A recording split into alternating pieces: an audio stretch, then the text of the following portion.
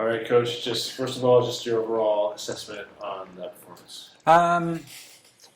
It's tough because of you want to focus on the positives and ignore it, and I think you end on such a high as well with the comeback and a penalty win. So as always, there was a lot of positives with it.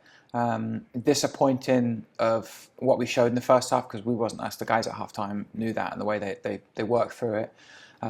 It's always positive to see like the resiliency. It's easy after a loss to fall into a slump, especially after such a difficult emotional loss last week.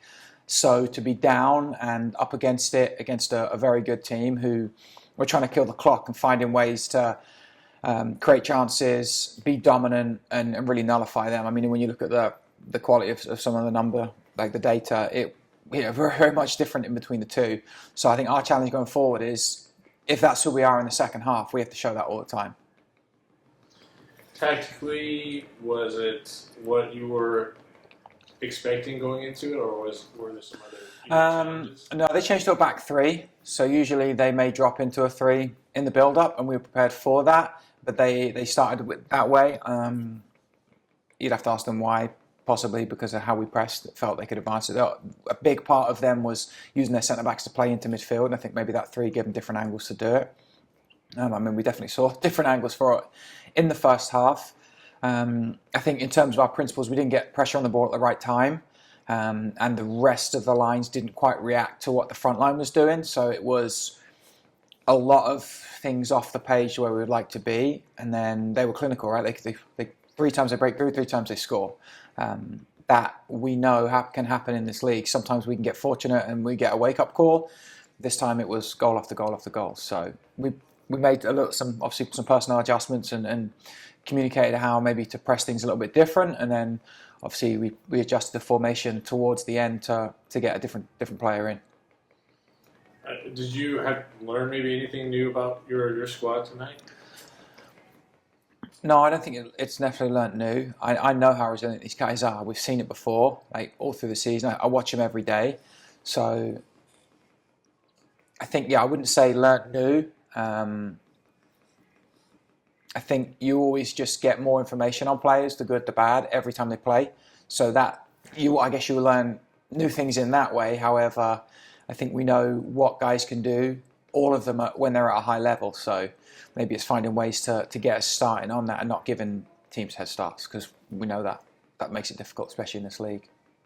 Let's just single out a couple guys. So Tate, of course, involved in the first goal, scored the penalty, and then linking up with Daniel in the second half, and just in general, I know we talked about it a bit, but what how much does he help the team? Yeah, Tate was huge today. I was really pleased with him. I spoke to him after the game, and Tate is.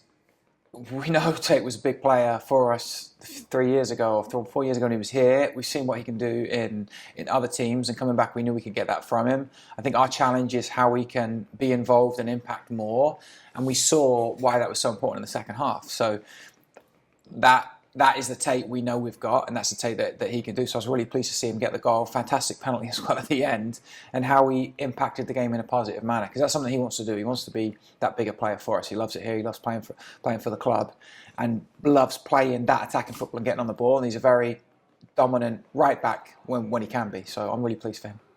And just a word on Jalen, scoring the equalizer and the kind of season it's been for him, and the challenges he's had with injury and things like that. Yeah, it's obviously a very tough season for any of the guys when they get injured. Jalen especially. I had a good relationship with Jalen last year. I think we saw glimpses of who he can be and what he can do. We saw that in the first pre-season game, and then he got injured, and it got delayed and delayed and delayed. So trying to get him back in without rushing him and getting him fit, get him to a position where he is who he is part of the plan, and he's been fantastic when he's come on. I chatted with him at training Friday. He is eager to get more playing time. That was one of the biggest decisions in the second half, was not necessarily when we could get him in, it was how we could get him in, just based on what was working, the player personnel we had. So he almost came on earlier. I mean, we know what high-level Jalen is and what he can do to impact this team. So I'm pleased to see him have such a huge impact visibly on the scoreboard, as well as how he plays from coming back from injury such a short time. And then back to the team. I mean, overall, you pleased with the response, coming off of Sunday night?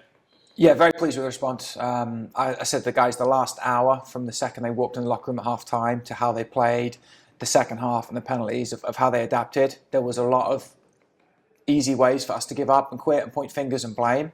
And the guys dug back in to who they were and the way they communicated, the way they organised, the way they fought for each other, the way they avoided the bad moments, and then the way they executed under pressure to win us the game. And it was a little bit unfortunate we couldn't get the winner in the second half because I felt we deserved it based on the second half.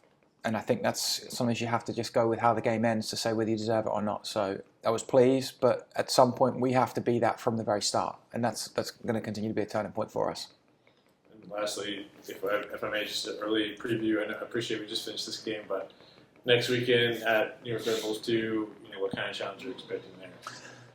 It's a challenge every week in this league because the quality is so good. It's hard to say a team is bottom of the league because there is no weak teams. It just ends up that way. We've seen you can get beat by anyone.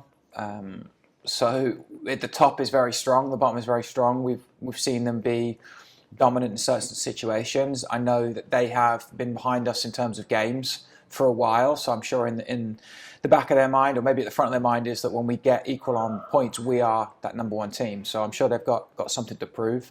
Going up there is always going to be tough. The travel is always difficult, but it's just another hurdle for us to show how resilient and how adaptable we are. I know the guys are looking forward to playing top teams every single week. This is what they want to do, and we'll continue with that attitude, I think. Anything that I didn't say that you think is important to mention from tonight? I think Farid, again, fantastic leadership. Very frustrated in the first half. You can see, I think me and him said some unfriendly words to each other. But it's because of how much he cares and how much we care, and we want to be successful. So for him to come in, ground himself, the way he spoke to the guys at half-time before we went out, the way he organised the back line, the way he defended, the way his involvement was as well. So that's, again, Farid, Eldon, the leadership, Tate, those older guys showing how valuable they are to us.